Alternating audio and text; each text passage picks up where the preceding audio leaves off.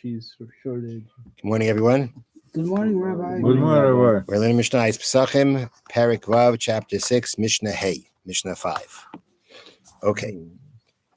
Now, we previously learned that if you shech the carbon Pesach, not for its own sake, meaning it was supposed to be a carbon Pesach, designated that for carbon Pesach, and you slaughter it as a shlemim. So what happens to that animal? It's invalid. It's puzzle. Okay. So now we have a halacha like this: HaPesach sheshachatoi shaloi lishmai b'Shabbos. A carbon Pesach, the one slaughtered, not for its own sake, meaning for thinking that it should be for a different carbon, like a shlemim, b'Shabbos, and he did it on Shabbos. So Erev Pesach is Shabbos, and he's slaughtering this carbon Pesach for a different sacrifice than it was designated for, which means he invalidated it. Which means his shechita that he made on Shabbos was for no purpose, right? You can't slaughter an animal on Shabbos. Only because we're talking about a carbon Pesach, and the Torah tells us carbon Pesach, you slaughter, you offer. Whenever it falls out, that's where you're allowed to do it. But if it comes out the carbon was no good, that means he desecrated Shabbos. Chayav olav chatas. He will therefore be liable for a sin offering. If he did this unintentionally, if he thought, for some reason, but he thought that you can shecht a carbon Pesach not for its own sake on Shabbos. That's what he thought, because he thought it was a carbon Pesach, and he knows carbon Pesach he can shecht on Shabbos. And he thinks that even if you shecht it not for its own designated purpose, which invalidates it, he still thinks that it's okay. That's an unintentional sin, and he is liable to bring a carbon chatas, a sin offering. Let's say he forgot it was Shabbos. Be the same thing. He'd be liable for a sin offering. Now, let's say other sacrifices that you shechted them for the purpose of being a carbon Pesach. Okay, so let's say you have a shlamim, and again, this is Erev Pesach. It's Shabbos. This was designated to be a shlamim, and you shechted it for as a carbon Pesach. Now, at the end of the day, it's not a carbon Pesach, right? It's not a carbon Pesach. There comes that this shechita should not have been done. But the Mishna qualifies. If the animal we're talking about wasn't fit to be a carbon Pesach, for instance, we know a carbon Pesach has to be a male, right? It has to be, and instead, it has to be less than a year old. So what did you do? This animal who was a shlamim, right, was, let's say, already more than a year old, or was female, okay? So it was an animal that wasn't even fit to be a carbon Pesach. You slaughtered it as a carbon Pesach, but it wasn't fit to be a carbon Pesach. So then we say chayiv. Then we say you have to bring a sin offering for what you did. And again, you did this unintentionally. You thought you were allowed to do it. At the end of the day, you're not. But the Mishna is going to qualify, and it says if the animal that was designated as a carbon shlamim, and you now shechted as a carbon Pesach, if it was not fit to be a carbon Pesach, then chayiv, then you have to bring a sin offering for it. The imru'uyin hein, but if let's say they could have been fit for a carbon Pesach, it wasn't a carbon Pesach, it was a carbon shlamim, and you shechted as a carbon Pesach. So that means that was no good. You can't do that on Shabbos. Okay, it was a carbon shlamim. It's not even a carbon Pesach. It's not going to be a carbon Pesach. You can't do it. But it could have been an animal that could have been a carbon Pesach. Okay, it was a male lamb or kid less than 1 year old. Now we have an argument. Rabbi Eliezer says you're liable to bring a sin offering. Rabbi Yeshua paiter. Rabbi Yeshua exempts you. Now Rabbi Yeshua holds of the following concept, and that concept is toya b'dvar mitzvah. That means you made a mistake while being preoccupied with doing a mitzvah. This person here, who took the shlamim, and he's shechted as a carbon Pesach, what was he thinking? Was he just doing it for whatever wild reason? Or did he for some reason think that this was a carbon Pesach? It really wasn't a carbon Pesach, okay? Or he went, meaning he thought that he was actually, let me read it to you over here. We say like this. Since animal was the same type as the Pesach, it's assumed that he slaughtered it by mistake in his hurry to bring the Pesach, forgetting that it was a different offering. You know, it's Erev Pesach, right? A lot going on. A lot of animals being slaughtered. And here was this animal that was designated as shlamim. And he, with all the hustle and bustle that's going on, right? He thought it was his carbon pesach. And that's why he shechted it. So he made a mistake, clearly, because it wasn't a carbon pesach. It was a shlamim. Mm-hmm. But he thought he was doing a mitzvah when he made this mistake. That's called toya b'dvar mitzvah. That means you've made a mistake. You did the wrong thing. You didn't intentional, but you did that thinking you were doing a mitzvah. So according to Yeshua, when that happens, you do not have to bring a carbon chatas. You don't have to bring a sin offering. And according to Belezer, you do. Okay, this is what the rest of the Mishnah is going to revolve around now, or the next part of the Mishnah is going to revolve around. Okay, Omer Belezer said, "Ma ima pesach shumuter lishmai." We find by carbon pesach, meaning Belezer is now going to make an argument. He's going to make a logical. He's going to make an argument based on logic to prove his point. So Belezer said, "Ma ima pesach shumuter lishmai." You find by carbon pesach that if you slaughter it for its own sake, meaning you slaughter it as a carbon pesach on Shabbos, mutter, right? Right? If what we find by carbon pesach that it is permissible to slaughter on Shabbos for its own sake, kashashina eshemai, when you change its name, when you do it for the sake of a different carbon, chayiv, you're liable, right? Everybody agrees that. That was the first case in the Mishnah. A carbon pesach, you shecht it for a different carbon, you have to bring carbon chatas. Okay, it was a carbon pesach. If you would have done it for a carbon pesach, it would have been okay to shecht on Shabbos. Okay, now you tell me that when he doesn't do it for the sake of a carbon pesach, got to bring a sin offering, got to bring a carbon chatas. Other sacrifices that you're not even allowed to shecht them on Shabbos, even for their own sake. When you now change what they were designated for, and it didn't say chayiv, all the more so you should be obligated. And you're making an argument.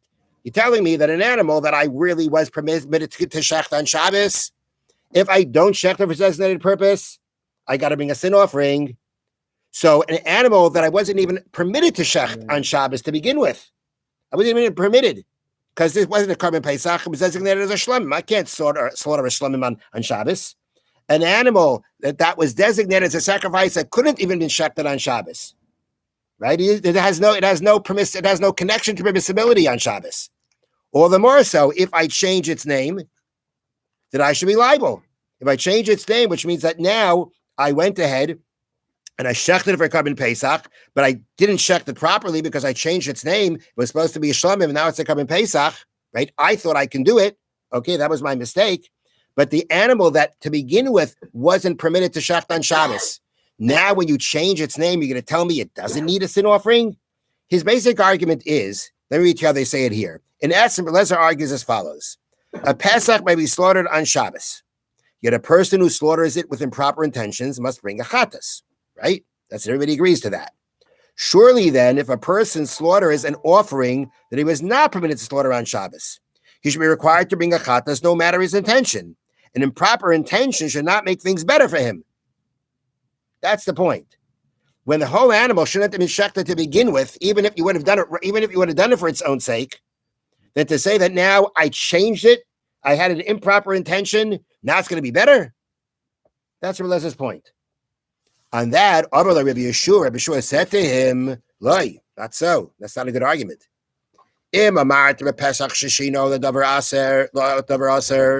If you're talking about the animal that was supposed to be a carbon pesach, now you change it for something else that you couldn't shecht on Shabbos. Can you say the same thing by other sacrifices that you change them for a permissible thing? Meaning, Yeshua says like this. There's a big difference here. When you go ahead and you take a carbon pesach and you shecht it for a shlamim, that means I shechted it for something that I cannot do on Shabbos, right? And everybody knows that. It's not like you don't know that. It's not like you don't know that anybody thinks that my carp that now I went ahead and I shechted it for a good purpose, right? I shechted it for a different purpose.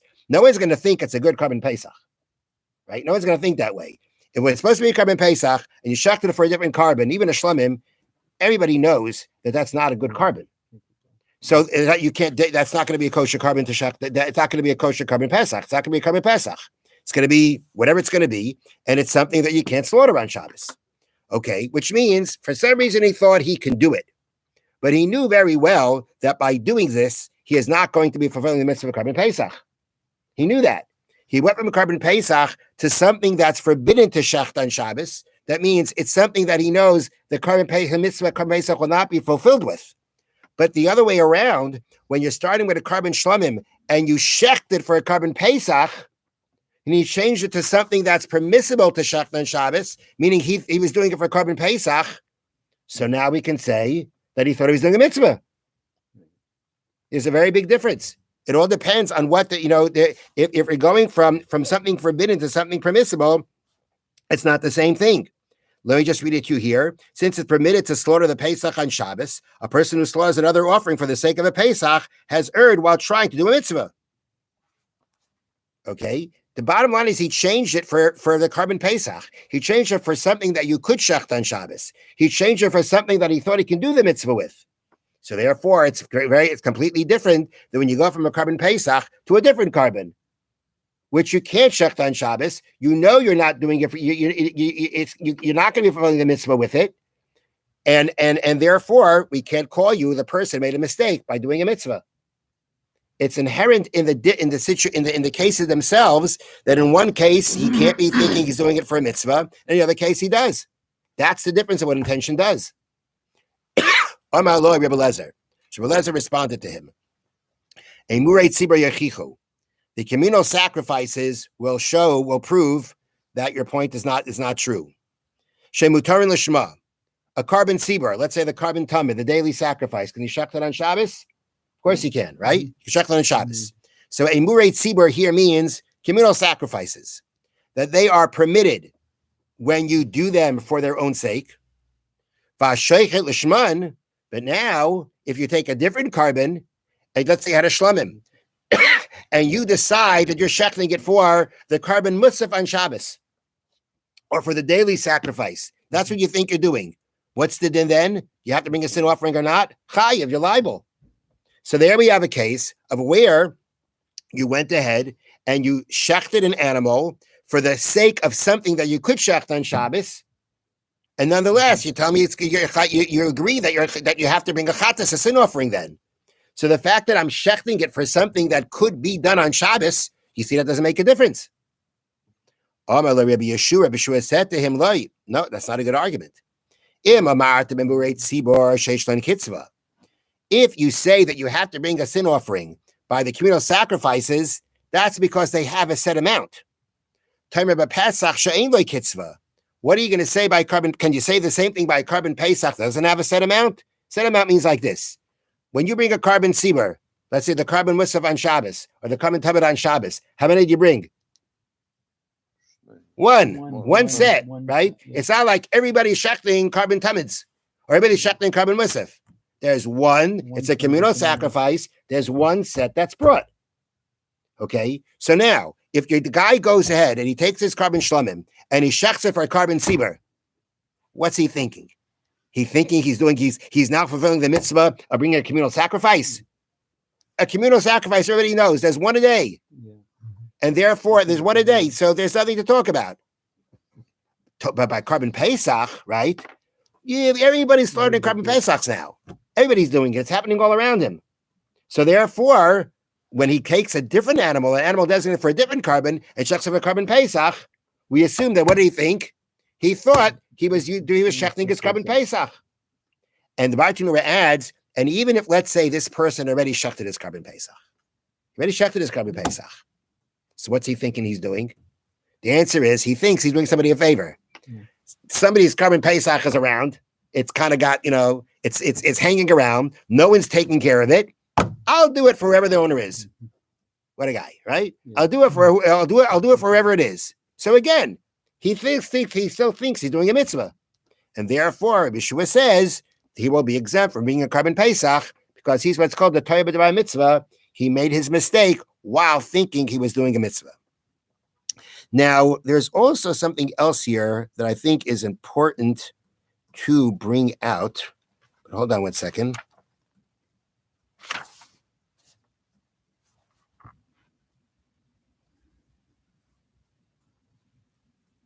Right. This is how I should have mentioned before.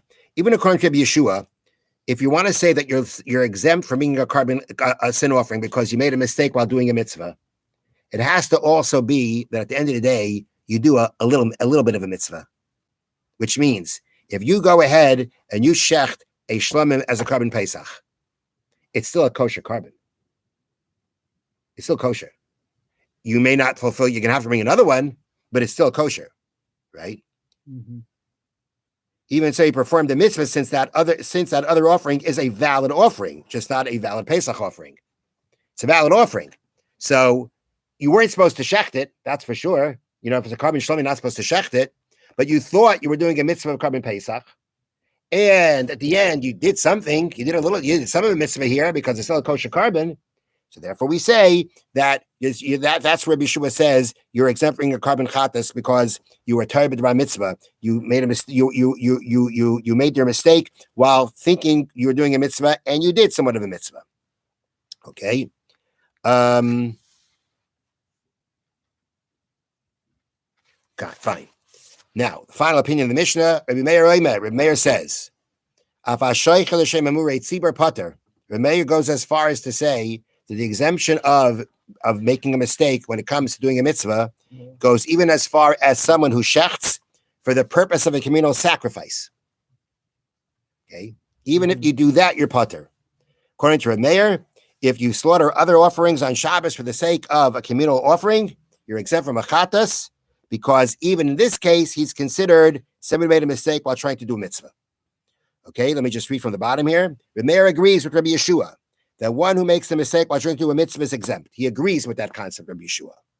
Moreover, Rabbi Meir holds that even though a person cannot easily confuse a different offering from a communal offering, which was what Rabbi Yeshua said before, right? A communal offering has a set amount, right? Who's going to make that kind of mitzvah mistake to think that he's doing a mitzvah? Nonetheless, according to Rabbi Meir, when it does so, is still considered to have erred while preoccupied with a mitzvah, which means, apparently, according to Rabbi Meir, even though a person cannot easily confuse, nonetheless, either we say he's still confused, or according to Rabbi Meir, he thinks he's doing it for a mitzvah, and that's enough to exempt him from a carbon chatas. So Rabbi Meir agrees. So we have the three-way argument is, according to Rabbi Lezer, there is no concept of, well, I thought I was doing a mitzvah, and I may have done a little bit of a mitzvah also to exempt you from a sin offering if it was wrong to do. According to Rabbi Yeshua, it does. Rabbi Yeshua says that's not going to apply by shechting an animal for a communal sacrifice, because everybody knows that it's pretty hard to confuse and think that this animal was supposed to be a communal sacrifice. Like, you thought that I was doing everybody a favor and shecht this animal as the communal sacrifice for everyone. That's pretty hard to confuse. So Rabbi Yeshua says you're not going to have the exemption there. You have to bring a sin offering. According to Rabbi Meir goes even further in this concept and says you'll be exempt even when you slaughtered the animal for a communal offering.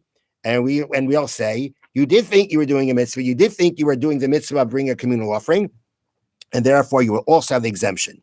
At the end of the day, Bartanura says the halacha is like Rabbi Yeshua, that we say Toibah D'var mitzvah. If when you did this mistake, you thought you were doing a mitzvah and you did somewhat of a mitzvah, that's going to exempt you, but it would not exempt you in the case of slaughtering a shlamim for the sake of a communal offering.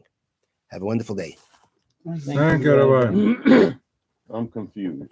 Yeah, what are you confused about?